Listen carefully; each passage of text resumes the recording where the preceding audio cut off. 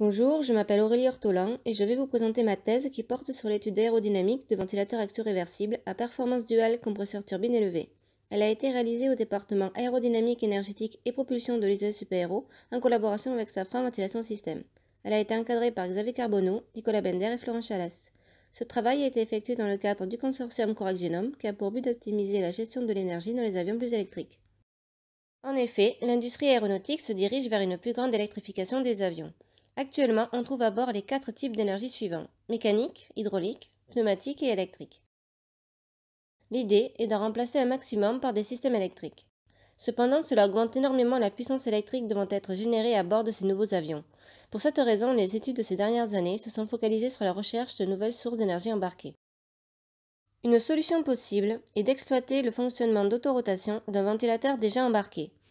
Au sol, ce ventilateur fonctionne comme un compresseur pour refroidir des échangeurs de chaleur. En vol, il n'est pas utilisé et tourne librement en autorotation. L'objectif de la thèse est de capitaliser cet équipement pendant toute la mission de l'avion, en le valorisant en tant que système de génération d'énergie. Ceci implique de concevoir une machine duale fonctionnant comme une bonne turbine en autorotation tout en conservant la performance en mode compresseur. La principale difficulté réside dans le caractère antagoniste des modes compresseur et turbine.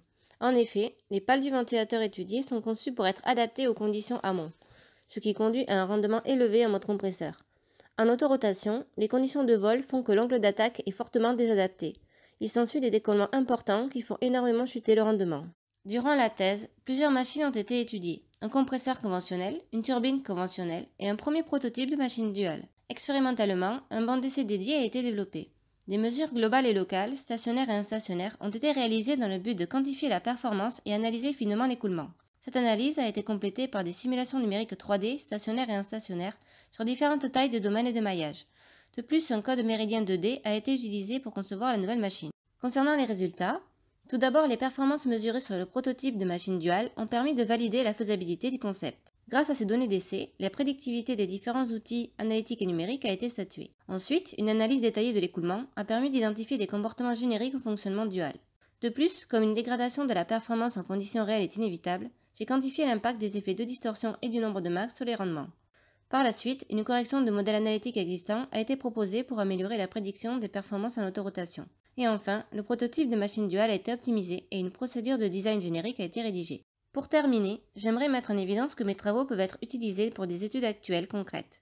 C'est le cas de la propulsion distribuée, pour laquelle certains des moteurs assurant la propulsion peuvent fonctionner en autorotation durant la descente, afin de recharger les batteries, comme sur les voitures hybrides.